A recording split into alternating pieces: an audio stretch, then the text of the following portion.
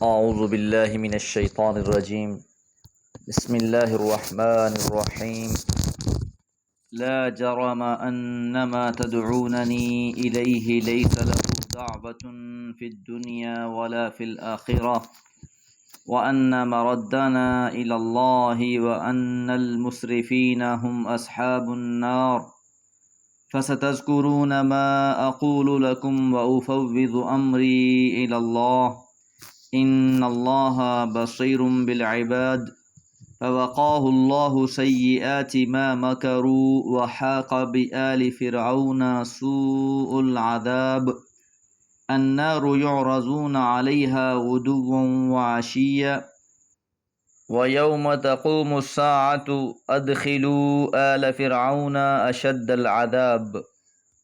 سورہ مومن آیات 43 سے 46۔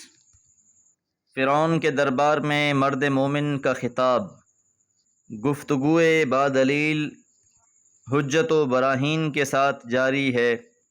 آیت نمبر 41 اور 42 میں یہ بات جانی کہ اس شخص نے، اے میری قوم، یہ کیا بات ہے کہ میں تمہیں نجات کی طرف بلا رہا ہوں اور تم مجھے دوزخ کی طرف دعوت دے رہے ہو۔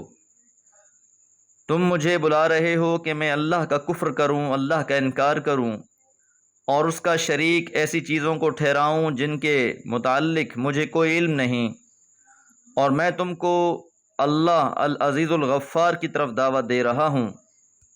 مزید اس نے کہا لا جرم، حقیقت یہ ہے، جرم کے معنی ہوتے ہیں لا بد، لا محالہ، اور یہ اس وقت بولا جاتا ہے جب کسی بحث اور شبے کی گنجائش باقی نہ رہے۔ انما تدعوننی الیہ، جن کی طرف تم مجھے دعوت دے رہے ہو، لیس لہ دعوۃ فی الدنیا، وہ مستحق دعوت ہی نہیں ہے اس دنیا میں، ولا فی الآخرہ، اور نہ ہی وہ آخرت میں کسی لائق ہوگا۔ کہ میں تو تمہیں اللہ کی طرف بلا رہا ہوں، لیکن جن ہستیوں کی طرف تم مجھے بلا رہے ہو ان کی دنیا میں نہ کوئی حیثیت ہے، نہ یہ کسی پکار کو سن سکتے ہیں، نہ ہی ان کو پکارنے کا فائدہ ہے، اور نہ ہی آخرت میں یہ کوئی کام آنے والے ہیں۔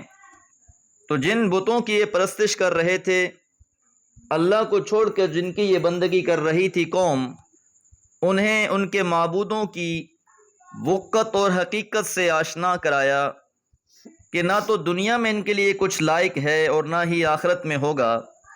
وَأَنَّ، اور بلا شبہ، مَرَدَّنَا، ہمارا لوٹنا ہے، اِلَى اللَّهِ، اللہ ہی کی طرف، ہم سب لوٹ کر بالآخر اللہ ہی کی طرف جانے والے ہیں۔ وَأَنَّ الْمُسْرِفِينَ، اور بلا شبہ اسراف کرنے والے، حد سے تجاوز کرنے والے، ہم اصحاب النار، وہ آگ والے ہیں، وہ دوزخ والے ہیں۔ تو مسرف سے مراد وہی لوگ ہیں جو شرک کا ارتکاب کر رہے ہیں، اپنی جانوں پہ ظلم کر رہے ہیں۔ فَسَتَذْكُرُونَ، اور ان قریب تم یاد کرو گے، ما اقول لکم، جو میں تم سے کہہ رہا ہوں۔ یہ بندہ مومن اپنی قوم کو سمجھا رہا ہے اور قوم سمجھنے کو تیار نہیں ہے، تو بالآخر ان سے کہتا ہے کہ ان قریب وہ دن آنے والا ہے جب تمہیں یہ میری نصیحتیں یاد آئیں گی۔ پھر روز قیامت تو ہر انسان ایسی نصیحت کو یاد کرے گا جس میں اس کا بھلا تھا، وہ تمنا کر رہا ہوگا کہ کاش میں وہ بات مان لیتا۔ وَأُفَوِّضُ أَمْرِي، اور میں حوالے کرتا ہوں، سپرد کرتا ہوں، امری، اپنے معاملے کو، إِلَى اللَّهِ، اللہ کی طرف، کہ میں اپنا معاملہ اللہ کے سپرد کرتا ہوں۔ کیونکہ یہ شخص اس گفتگو سے پہلے تک اپنے ایمان کو چھپاتا رہا، اپنے ایمان کا اظہار نہ کیا، لیکن جب اس نے اپنے ایمان کا اظہار کیا تو کھل کر واضح کیا ہر چیز کو، اور ان کو بھی دین حق کی طرف دعوت دی۔ اب مخالفت یقینی تھی۔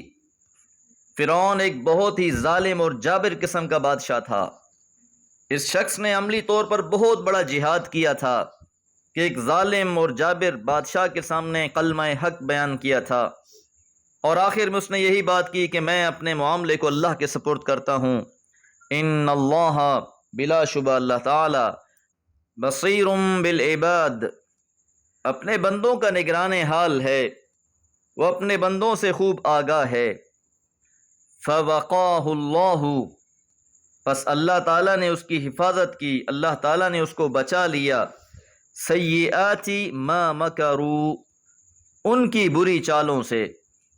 تو معلوم یہی ہوتا ہے کہ فرعون اور اس کے ساتھی اس مرد مومن کے دشمن بن کے کھڑے ہو گئے، ہر طرف سے سازشیں کی گئیں، لیکن اس شخص نے اپنے معاملے کو اللہ کے سپرد کر دیا تھا، اللہ کی ذات پر توکل کیا تھا، حسبی اللہ، میرے لیے اللہ ہی کافی ہے۔ تو جو شخص بھی اپنی سپردگی اللہ کے حوالے کر دے، اللہ پھر اس کی مدد فرماتے ہیں۔ اس لیے فرعون اپنے تمام تر اختیارات کے باوجود، اس کے درباری تمام تر سازشیں کرنے کے باوجود، اس مرد مومن کو کوئی نقصان نہ پہنچا سکے۔ فوقاہ اللہ، اللہ نے اس کی حفاظت فرمائی۔ تو یہ توکل اور یقین کا معیار ہے۔ وَمَن يَتَوَكَّلْ عَلَى اللَّهِ فَهُوَ حَسْبُهُ، کہ جو بھی اللہ پر توکل کرتا ہے اللہ اس کے لیے کافی ہو جاتا ہے۔ وَحَاقَ، اور گھیر لیا، بِآلِ فِرْعَوْنَ، آل فرعون کو، سوء العذاب، برے عذاب سے۔ اور سوء العذاب سے مراد وہی آخری عذاب ہے کہ جس میں فرعون اور اس کے تمام لوگوں کو، اس کے تمام لشکروں کو سمندر برد کر دیا گیا۔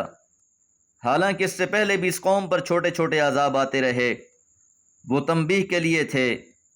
کبھی آسمان سے خون برستا، کبھی کثرت سے مینڈکیں نکل آتیں، کبھی جوئیں پڑ جاتیں، اور ہر بار حضرت موسیٰ علیہ السلام اللہ سے دعا کرتے، یہ چھوٹے عذاب ٹل جاتے، اور یہ قوم ایمان لانے کے بجائے مزید سرکش ہوتی گئی، اور بالآخر ان تمام لوگوں کو غرق کر دیا گیا۔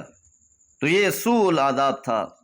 النار یعرضون علیہا، اور آگ کو پیش کیا جاتا ہے ان پر، غدوا وعشیا، صبح اور شام۔ یہ ان کی برزخی زندگی ہے کہ صبح شام ان کو دوزخ کا مشاہدہ کرایا جاتا ہے، ان کا مقام اور ٹھکانہ ان کو دکھایا جاتا ہے۔ جو لوگ دنیا میں اچھے عمل کر کے جاتے ہیں، قبر میں انہیں ان کے اچھے نتائج دکھائے جاتے ہیں، اور بد عمل کرنے والوں پر آگ پیش کی جاتی ہے۔ وَيَوْمَ تَقُومُ السَّاعَةُ، اور جس دن قیامت ہوگی۔ یہ صبح شام کا جو عذاب ہے یہ تو قبر میں ہے، عالم برزخ میں ہے۔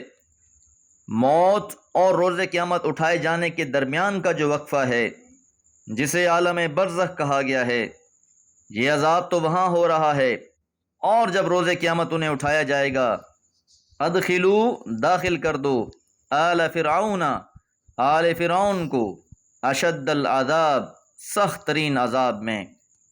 تو جس طرح دنیا میں فرعون اپنی قوم کی رہنمائی کرتے ہوئے انہیں سمندر میں غرق کروا بیٹھا، اسی طرح آخرت میں بھی یہ اپنی قوم کی قیادت کرتے ہوئے انہیں جہنم میں جا گرائے گا۔ تو قرآن مجید نے اس بندہ مومن کی گفتگو کو تفصیل سے بیان کیا کہ حق بات کہنے میں اس نے کسی کی کوئی پرواہ نہ کی۔